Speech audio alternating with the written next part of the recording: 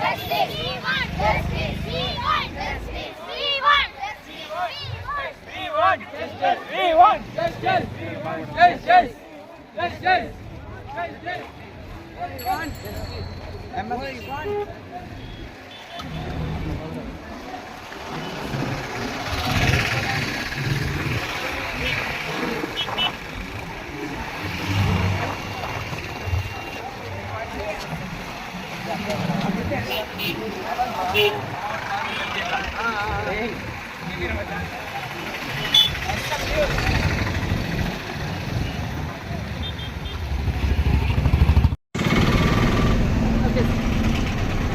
నమస్కారం అండి.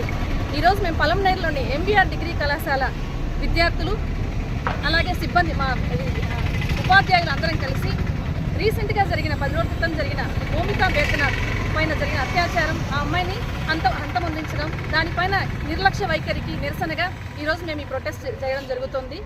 ఇది దేశంలో ఒక అమ్మాయితోనే కాదు, బయటకు వస్తున్న 1-2 అయితే వందల సంఖ్యలో వేల సంఖ్యలో తెలియకుండా చాలా జరుగుతున్నాయి. చాలామంది ఆడపిల్లలు వీటికి బలవుతున్నారు. దీనికి ఖచ్చితంగా న్యాయం జరగాలి. ప్రతి ఒక్కరిలో ఒక వైద్య విద్యార్థికి అన్యాయం జరిగినప్పుడు వైద్యులు మాత్రమే ముందుకు రావడం, ఒక కమ్యూనిటీకి అన్యాయం జరిగితే ఆ కమ్యూనిటీ వాళ్ళు మాత్రమే వచ్చి సంఘీభావం తెలియజేయడం, ప్రొటెస్ట్ చేయడం కరెక్ట్ కాదు. సమాజంలో ఉన్న ప్రతి ఒక్కరూ దీన్ని ఖండించాలి. ప్రతి ఒక్క విద్యార్థి, ప్రతి ఒక్క తల్లిదండ్రులు ముందుకు రావాలి. ఇలాంటివి జరగకుండా కట్టుదిట్టం చేయాలి. ప్రభుత్వాలు దీన్ని ఖచ్చితంగా కఠిన చర్యలు అవలంబించాలి. అదేవిధంగా మనది చాలా పెద్ద దేశం, ఎక్కువ మోస్ట్ పాపులస్ కంట్రీ. ఇంత పెద్ద దేశంలో చట్టాల గురించి, న్యాయాల గురించి, మన దేశంలో చట్టాలు ఎటువంటివి అంటే ఒక నిర్దోషి అయినా దోషి తప్పించుకోవచ్చు, కానీ ఒక నిర్దోషి కూడా శిక్షించబడకూడదు అనే చట్టాలు. దానివల్ల మనకు న్యాయం అనేది లేట్ అవుతుంది. దీన్ని న్యాయపరంగా ఒకటే ఆలోచించకుండా ప్రభుత్వాల మీద మాత్రమే వదిలేయకుండా కళాశాలలు, పాఠశాలలు, తల్లిదండ్రులు ప్రతి ఒక్కరూ దీనికి బాధ్యత వహించి ప్రతి ఒక్కరూ వాళ్ళ అబ్బాయిల్ని, ఆడపిల్లలు ఎలా మెలగాలో నేర్పిస్తున్నారు, అదేవిధంగా మగపిల్లలు ఎలా వెలగాలి, ఆడపిల్లలకి ఎలా గౌరవం ఇవ్వాలో కూడా నేర్పించాల్సిన బాధ్యత సమాజంలో ప్రతి ఒక్కరిపైన ఉంది. కాలేజ్ యాజమాన్యంగా మా బాధ్యతగా మా పిల్లలందరినీ ఆ విధంగా అవేర్నెస్ తీసుకురావడం, సమాజంలో మా ఊర్లో చుట్టుపక్కల కనీసం మా వంతుగా ఊర్లో వాళ్ళందరికీ అవేర్నెస్ క్రియేట్ చేయాలనుకుంటున్నాము. ఈ సందర్భంగా నేను ప్రతి ఒక్కరికి అభ్యర్థిస్తున్నాను. తల్లిదండ్రులు కావచ్చు, పాఠశాలలు కావచ్చు, చదువుతో పాటుగా మంచి నడవడిక నేర్పించాలి ఆడపిల్లలకి, మగపిల్లలకి. అలాగే తప్పు చేయడం అనేది ఈరోజు మనము మన ఇంటి దాకా రాలేదులే అని ఆలోచిస్తున్నారు. రేపు అది అధికారులు కావచ్చు, ప్రభుత్వం కావచ్చు, ఎవరికో జరిగింది అనుకుంటున్నారు. డబ్బులు ఉన్న వాళ్ళకో, చదువుకున్న వాళ్ళకి మాత్రం జరిగితే బయటకు వస్తున్నారు. చదువుకోని వాళ్ళకో, బీద వాళ్ళకో జరిగితే ఇదన్నీ బయటికి కూడా నలుగురు కూడా తెలియట్లేదు.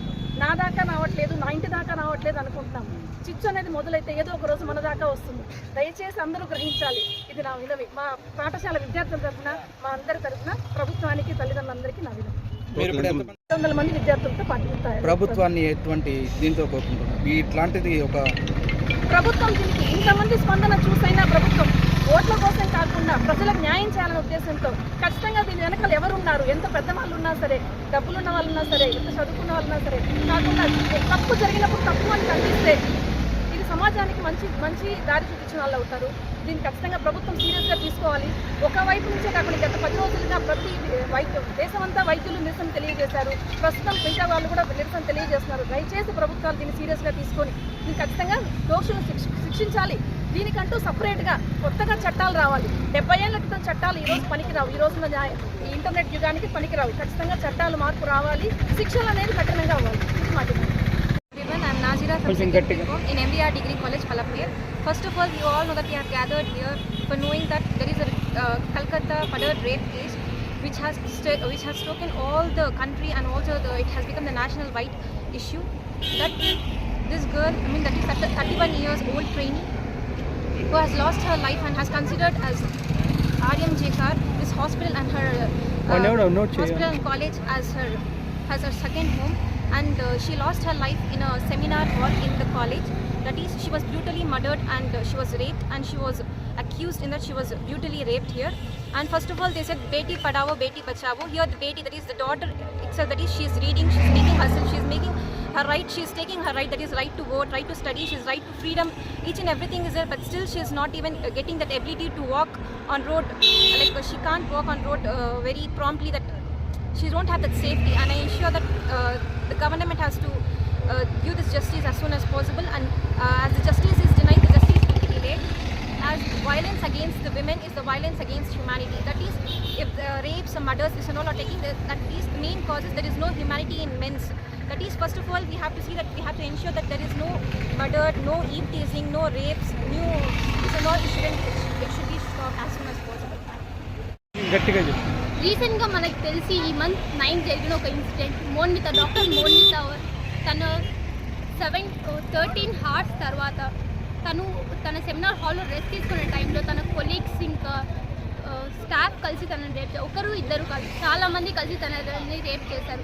తన బాడీ నుంచి 150 ml ఆఫ్ స్పర్మ్స్ అనేది కలెక్ట్ అయింది. అది ఒక్క 1 or 2 బాయ్స్ నుంచి వచ్చేది కాదు.